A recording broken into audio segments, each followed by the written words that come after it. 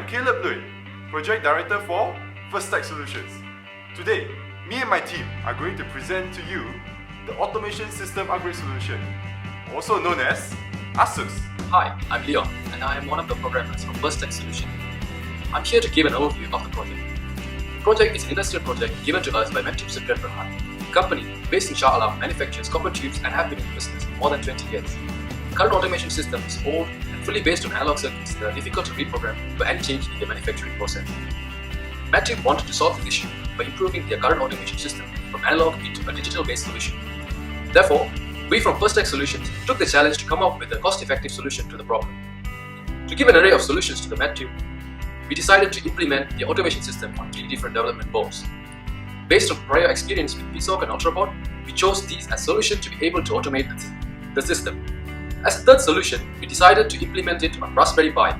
This board is compatible with various IoT platforms and GUI can be easily developed on it, thus giving MetTube the flexibility to further improve their system in the future.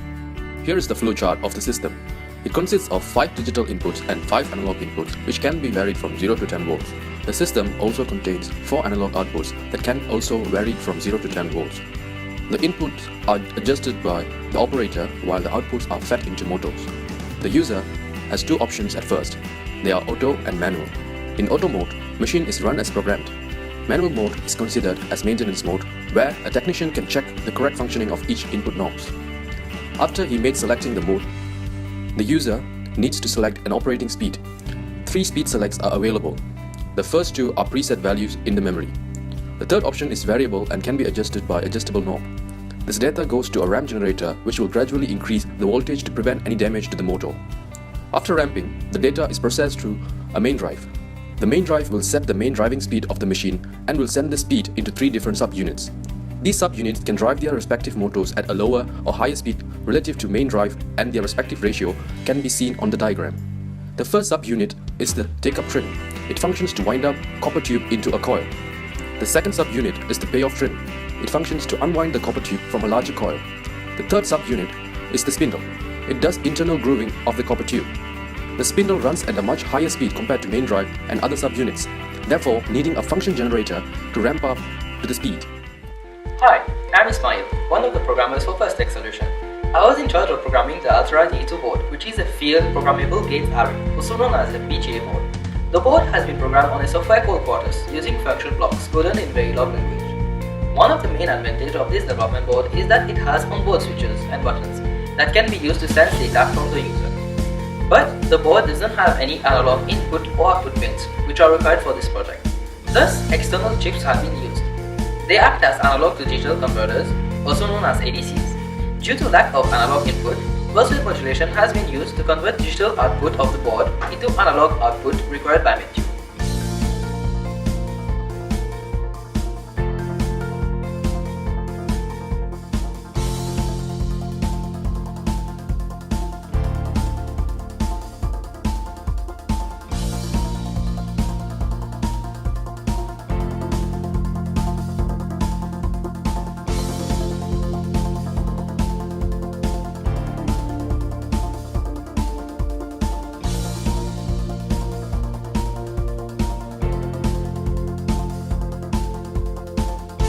My name is Dushantan Phalin. I'm the programmer for the Raspberry Pi 3. Today in the industry, majority of the automation systems use PLC.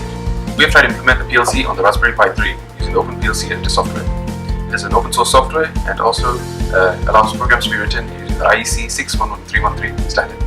In addition, it also has a very easy to use interface. Hi again. Other than being the project director, I also happen to be one of the programmers from FirstTech Solutions.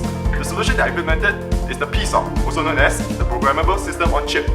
I programmed the Psoc using the Psoc creator, which consists of 2 main parts.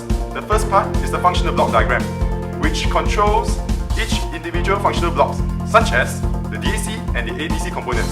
The second main part is the C programming language, which governs the interactions between each functional block and the entire process and flow of the system. This here is the test circuit built to test the functionality of the automation system program on the Psoc. In number 1, there are 2 buttons to select between auto and manual mode. And in number 2, there are 3 buttons to select between speed 1, 2 and 3 with a potentiometer to vary the value for speed 3.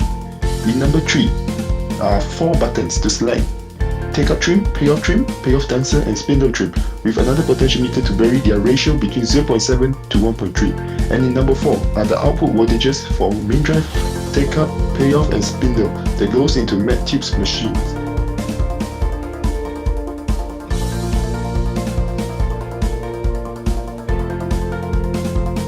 Hi, I'm Junwei, the hardware engineer from FirstTech Solution. I have built amplification circuit for our project. This is because the development board we have used cannot achieve the desired output of 10 volts, hence amplifier is needed. I have also built filter circuit for our project. Low pass filter is used to convert the signal generated by pulse width modulator to a stable DC signal. Other than that, the low pass filter is also used to filter out the noise caused by the external DAC and ADC components for Raspberry Pi and Altera board.